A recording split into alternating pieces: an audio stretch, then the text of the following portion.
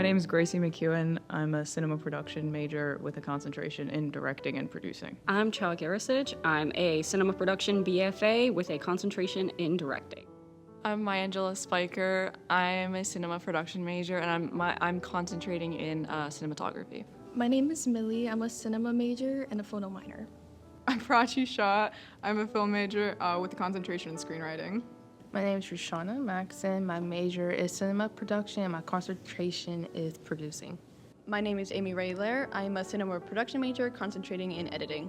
My name is EmmaLynne DeRoss, and I'm a screenwriting major. Why did you decide to go into film? It's really hard to say why I went into film, mainly because it's been so ingrained in me from the start. I come up from a background that's very art influenced, so I've worked in a lot of different mediums most of my life, and up until high school, I didn't know what I wanted to do, and then I took a cinema class my junior year, and it just clicked for me. It's kind of a long story, but when my brother and I were really little, we were in a car accident, and my brother got head trauma, so he, from there, had over 500 seizures a day, so the activities that he could do became very limited. So we were really close, and an activity that we both could do was watch movies, and we both loved it.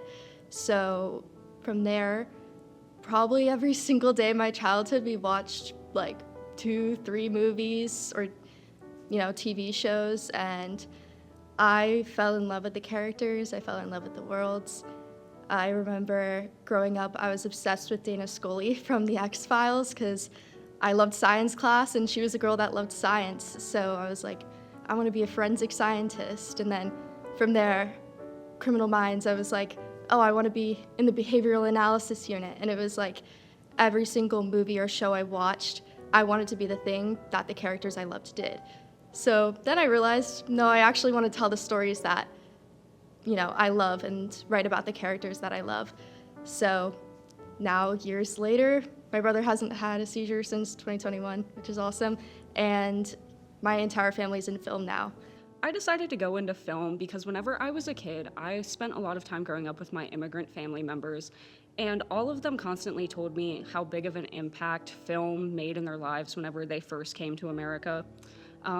They kind of were able to get more in touch with American culture and learn about what it meant to follow that American dream. And even though that could be perceived as a very flawed concept, it gave me a lot of hope as a kid, especially being raised by these powerful women who had to put a lot of work into life to get where they wanted to be. What kind of work do you focus in? Mostly writing, just because I just love words. I love creating narratives. I love composing words together to create something that, goes beyond someone's imagination. Directing and producing for I like horror, I like comedy. I don't really have a preference of genre. I like anything that holds heart beneath its surface. Honestly, all genres. I'm really open to any genre. It's just honestly, every genre to me is just a great experience. I like to focus on I'm okay with any genre, but I mostly focus on women-centered stories. So anything that revolves around a woman kind of stepping into her power or getting revenge. I love to do revenge stories. Have you ever faced discrimination as a female filmmaker? Yeah, all the time, yeah. I feel as a woman in film, I constantly have to prove to others that I know what I'm talking about, or if I say oh, I don't really like this, I feel I'm looked down upon by men, and they're oh, you don't understand it, you don't get it. I have. There have been lots of instances, even at the university, where there have been male professors or other male directors who have been really reluctant to see my perspective on things. They like to talk down to a lot of women that I've seen, myself included, where they'll just kind of doubt all of the research that you've put into things. And I see how much it impacts the women here, and it makes me very upset. It happens multiple times just being at the school. Just kind of working around men and being an African American girl in the industry is really hard because you get judged a lot. And I actually heard a few terrible things that from other students that was actually said to me in like last year, actually, how somebody was saying that like I don't know how to do this or I don't know how to do that. But we were all at the same stage where we didn't really know, like nobody was really perfect. Every woman, especially in film and especially at this school, walks into a set or, you know, a production, especially if it's primarily male, with an air of like caution of if the men are going to trust their opinion, are going to take them seriously. You know, you walk a very thin line of have an ego enough to defend yourself and be confident in yourself without being cocky or like annoying. Why is it important that we uplift female voices in film? Well, I mean, like when I was younger and I loved Dana Scully because I related to her. People relate to the characters that they see in films. And it's so important for people to see themselves represented and know that other people know what it's like to be in their shoes. Other people have experienced what they have experienced. And to do that, that has to be an authentic story. But it's also important for people to see other people's experiences represented and put themselves in other people's shoes so that they can have more empathy for those people. We don't want to limit ourselves to one perspective. The whole point of film and photography and things like that is to open ourselves up to other people, other worlds, other perspectives.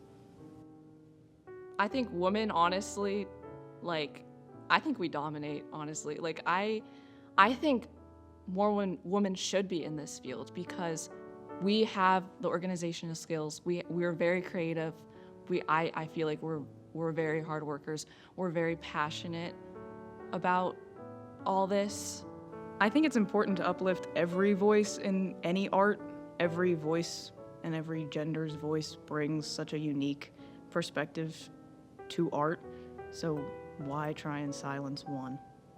I think it's important to uplift female voices in film because, like, whenever I think of how the world is today, I see that so many women need to be uplifted and they need to be brought up to that level where they understand their self-worth. And I think one of the best ways to do that is by showing them strong female characters through film and like giving people examples to live by. I'm Custer, cinema major, and probably going to do a production design major. I'm Tyler Roman. I'm a film major, cinema production, and my concentration is production design. My name is Nick Mauro. I am a major in the cinema production department, and I have a concentration in sound. I'm Jack Maruca, cinema production. I'm in editing. I'm Ian Bowen. I'm a cinema production major, and I have a focus in sound and cinematography. My name is Tyler Yurek. I am a BFA in cinema production, and I'm concentrating in cinematography. What was it like working alongside Cha? She was great. Most of the crew on the P3 were female, and all of them did a terrific job. They practiced that listening to others and figuring out how to work well with each other. I'll be perfectly honest, I didn't really think much of it because I find it's not abnormal for women to be in those positions for me, and I don't think it should just be for me. It should just be that way normally. The women-directed sets were great because it was a change of pace from a man-produced set. The environment was very welcoming. There was a lot of concentrated points, but it was also very free-flowing too. Cha knew her vision, and I think the film that we made together turned out just really well. I found working with female directors is a lot more freeing and organized. No offense to other guys I've worked with, but I feel like most cases male directing is a lot more unorganized and flying by the seat of pants. And when you go into the editing room, you have to do this and this and this, and they don't really let you suggest ideas and concepts. While more women I've had, they're a lot more collaborative. And they let you feed into maybe ideas you have and let you try things out. So you're like, oh, I think this would work to better encapsulate this story. They're more willing to be like, yeah, at least try it out. And be willing to be like, oh yeah, that works better than this, and just like a lot more easier to talk to create a better story. It's really great to be in an environment where, like I said before, sometimes, I'm not listened to, I'm not heard, and it's great to be in an environment where you know that you'll be heard, you know that you'll be listened to, and also it's just great to see the perspective and the artistry that female filmmakers and directors like bring to filmmaking and their work. And yeah. I had so much fun being the female director for RP3. It was such a great experience, and it was so collaborative. Everybody was so respectful and willing to like listen and understand, and I couldn't have asked for a better crew, honestly. It was great. What was it like working alongside Gracie? Oh, it was great. Gracie's a great director. She really let me kind of have loose rein. She trusted my judgment, which was kind of scary for me because it was all art department. And she was like, yeah, just do whatever. So I appreciated the trust that she gave me. And I think that in my experience, honestly, that's kind of the approach that female directors tend to have, is they just trust who they pick to do the job. No, Gracie was great. I think there was just an inherent respect just because I recognized that she had to work way harder than I did to be in the same position. And I don't know, it's nice that she's someone who's easy to communicate with. We work well together. So I don't know, it's something I didn't really think too hard about, but yeah, there's definitely a respect there, and I think she's very talented. No negatives. No negatives. It was great. From the first day that I went on that set, I think it was during the the media day, something like that. I was just cracking jokes, and it was just going back and forth. So like right off the bat, Grace and I hit it off, and like she is one of the most hardworking directors I've ever worked with. She had to pick up so much slack from other crew members, and she just carried that on her back, and she did excellent. She was very well organized, and she will deny that if you ask her. But I think she was one of the best directors I've ever worked with. It was sick. It was like one of the best experiences of my life, I think, thus far, especially in filmmaking. My whole crew is really awesome.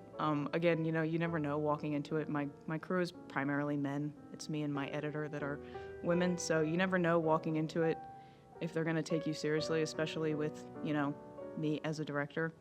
But they were all great. They're all super great guys. Love them. How can men in the industry better support female filmmakers? Listen to them. Drop the I know best mentality that is sometimes prevalent with men, and film is supposed to be a collaborative effort. So listen to the people you're working with. I think the most important step is just realizing your kind of inherent privilege that comes with stepping on a film set, and that the women around you on a set have likely had to work, twice as hard to be in the same position as you. So I think just recognizing that is a good first step. I think it's important to treat others how you want to be treated, and the goal with making a film is to make the film. And in that, there is zero room for discrimination, and it's also far, far, far from a competition. The best way to support women filmmakers is just to, if you're going onto a set, the reason why the women that are on the crew are on the crew is because they know what they're doing. There doesn't need to be a question of whether or not someone's able to do the job. If they're there for a reason. Whoever's in charge is trusting them, and you should follow suit.